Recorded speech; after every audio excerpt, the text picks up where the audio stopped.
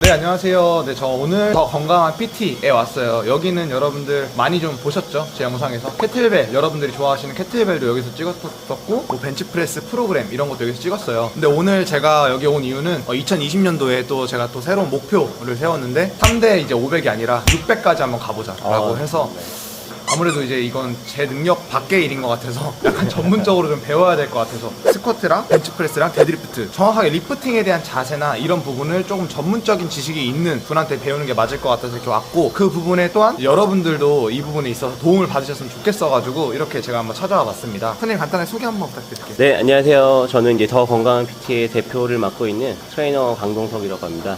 오늘 이제 고로 씨랑 함께 3대 리프팅에 대해서 좀 비교적 쉽게 접근할 수 있는 방법에 대해서 좀 알려드릴 거고요. 그런 팁들을 이용해서 지금 뭐 하시는 운동에 조금이라도 도움이 되셨으면 합니다. 그런 이제 스트렝스 관련해서 선생님 자격증이 좀 있으시잖아요. 그런 부분 어떤 게 있는지.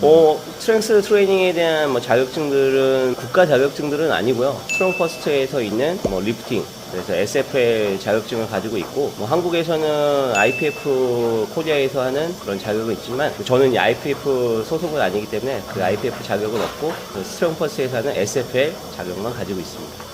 SFL 같은 경우는 뭐 리프팅에 있어서의 뭔가 진짜 시험도 치르고 이렇게 정말 한다고 들었어요. 네. 엄청 힘들다고 들었는데. 네, 그 SFL에서 테스트를 보기 위한 여러 가지 그런 룰들이 있고요. 그 테스트 기준에 이제 합격한 사람은 그 자격을 갖게 되고, 그 이제 SFL 강사로서 활동할 수 있고요. 그러면 이제 오늘 먼저 이제 스쿼트를 할 거예요. 사실 네. 가장 많은 무게를 뽑아내야 되는 부분 중에서 하나인 부분이잖아요. 아, 네, 맞습니다. 선생님은 지금 스쿼트 저는 뭐 아주 많이 들진 않고요. 220kg, 220kg. 와 220kg. 네네. 많이 들진 않습니다. 네, 저 220. 오늘 들 수 있도록 저도 한번 팁을 한번 전수 받도록 하겠습니다. 아, 네. 네, 그러면 지금 이동해서 바로 먼저 선생님 시범 한번 보여주시고 그다음 자세 설명 한번 부탁드릴게요. 네, 가보시죠. 갈게요.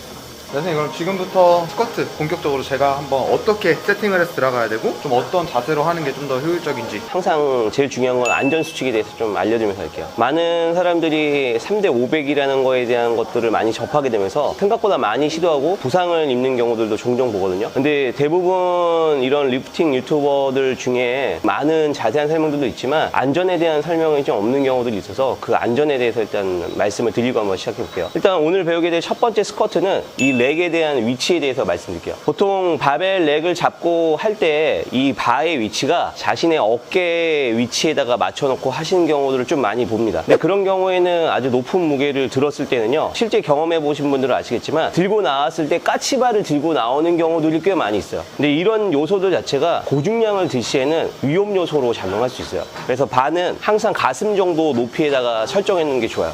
이유는 내가 이 바보다 낮게 들어가서 하체를 구부린 다음에 무릎을 집어넣고 척추를 세워서 하체만 피게 되면은 자연스럽게 레그에서 떨어지게 돼요. 그래서 일단은 하체에서에 대한 힘을 더 많이 사용하면서 들기 때문에 굉장히 안전할 수 있고요. 그리고 파트너가 없이 혼자 하더라도 항상 이 안전바의 위치가 내가 빈봉으로 일단 앉아봤을 때 안전한 위치에서 이 안전바 역할을 제대로 하고 있는지를 꼭 보셔야 돼요. 쉐이퍼바 없이 운동을 하시는 경우에는 혹시나 내가 못 드는 상황에서 진짜 위험한 상황들이 생길 수가 있습니다. 그래서 반드시 렉에서 훈련하실 때는 바의 높이는 가슴 정도의 높이에 맞춰주고요. 안전바는 항상 앉았을 때 스쿼트에서 혹시나 실패했을 때에도 안전한 역할을 해줄 수 있는 높이에다가 맞춰주고 시작하시는 게 가장 좋습니다.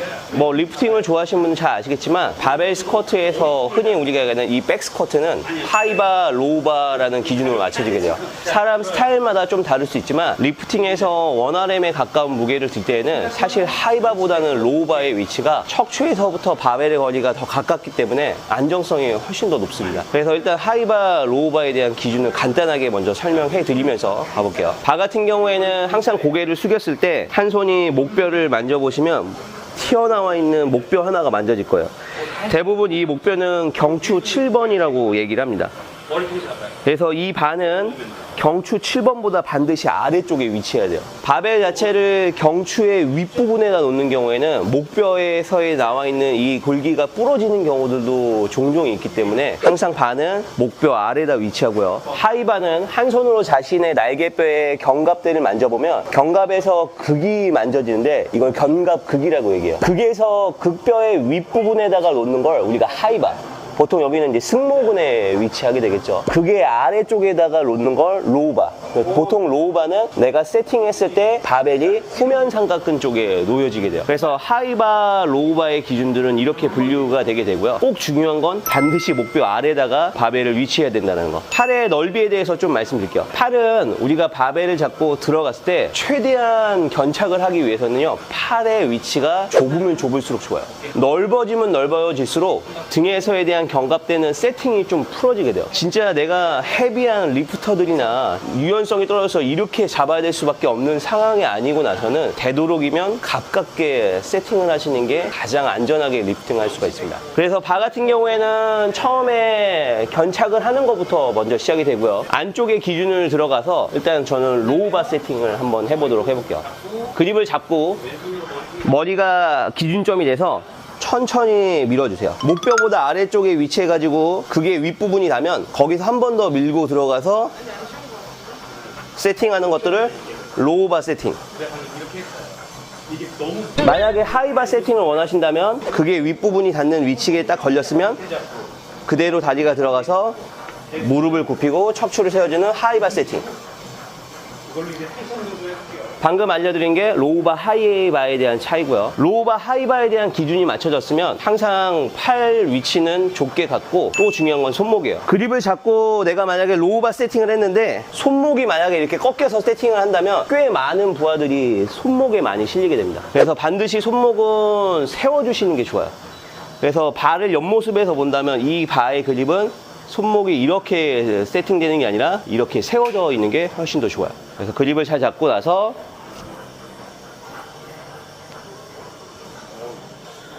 손목을 세워주시고 다리를 쭉 펴고 렉에서 나오시면 돼요.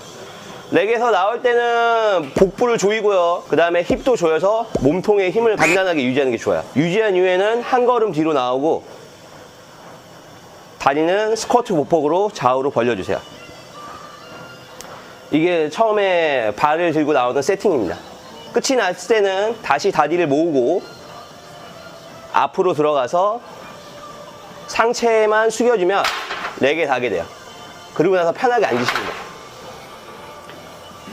처음에 이렇게 셋업을 하고 나야 되는 이유를 설명을 해드리면, 흔한 실수 중에 하나가 들어가고 나서 다리를 넓게 벌리고 처음부터 스쿼트 스탠스로 잡고 나오는 경우가 있어요. 이렇게 나오게 됐을 때 한 걸음만 백만 하면 상체는 돌아서 벌써 바가 렉을 치게 돼요. 그러면은 역시 고중량 시에는 굉장히 위험한 요소가 될 수 있어요. 그래서 렉 이후에 내 몸이 돌지 않으려면 다리를 모아서 그대로 나오는 게 가장 안전해요. 근데 렉 이후에 스탠스를 넓힌 상태에서 나오게 되면 몸통이 로테이션이 일어나기 때문에 렉의 바가 무너지는 경우가 있습니다. 그래서 이런 부분들은 위험 요소이기 때문에 항상 좁힌 상태에서 바벨을 뻗고 한 걸음 뒤에 나와서 스쿼트 스탠스로 만들어 주시는 게 좋아요. 자, 지금 이제 견착과 그립에 대해서 설명을 끝났고요. 스탠스에 대해서 좀 말씀드릴 거예요. 스탠스는 이미 맨몸 스쿼트 같은 걸 해보신 분들은 자신만의 보폭을 알고 계실 거예요. 근데 간단한 좀 기준을 설명드리면, 다리의 스탠스의 넓이는요, 적어도 이 다리 사이 안쪽에 내 엉덩이가 들어갈 수 있어야 돼요. 만약에 내가 다리가 이렇게 좁은 보폭을 가지고 스탠스를 한다면 뛰어난 발목의 유연성을 갖고 있지만 효율적인 스쿼트를 하기는 좀 힘들어요. 이미 내가 앉는 순간 엉덩이는 이 다리 사이 보폭 안에 못 들어가고 있기 때문에 엉덩이가 다리 사이 안쪽에 들어갈 수 있는 적당한 보폭을 만들어 놓고 그 이후에 편안하게 스쿼트를 해보는 거예요. 스탠스가 완성이 되면 반드시 내려가기 전에 해야 되는 거는 호흡이에요. 브레싱이라 그래서 이 호흡들은 복부에 있는 내벽들에서에 대한 이런 근육의 텐션들을 좀 높여놓고 진행하는 게 좋아요. 호흡을 잘 해야만 옆모습에서 봤을 때 스쿼트를 했을 때 허리가 꺾이는 현상이라든지 허리에서에 대한 보상들이 많이 생기지가 않습니다. 그래서 항상 세팅 이후에 내려가기 직전에 숨을 깊게 들이마시고 복압을 채우고요. 복압과 함께 스쿼트 다운, 업, 이렇게 하시는 게 좋아요. 앉는 깊이는 우리 무릎과 고관절이 있다면 고관절은 반드시 무릎보다는 살짝 낮은 위치에 있는 게 좋아요. 물론 종목의 목적에 따라서 또는 유연성에 따라서 그 깊이는 만들어지기가 쉽진 않겠지만 일단은 좋은 스쿼트의 기준은 항상 이 고관절이 무릎보다는 낮은 위치에 있어야 돼요. 이렇게 앉거나 좀 너무도 위에 있거나 이런 것들은 좋은 기준의 스쿼트가 아닙니다. 대부분 이런 목적들은 뭔가 리프팅보다는 머슬에서에 대한 목적들이 훨씬 더 많은 경우들이 있어요. 자, 그러면 한번 세팅하는 거 한번 직접 보여드릴게요.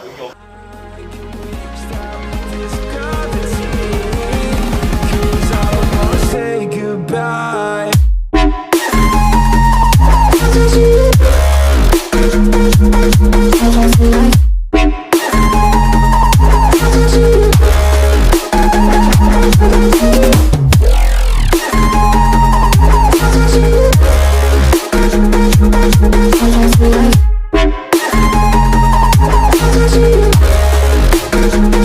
I forgive the pain you gave to 지금처럼 하시는 스쿼트들이 리프팅을 접근하실 때 훨씬 더 효율적인 움직임들입니다.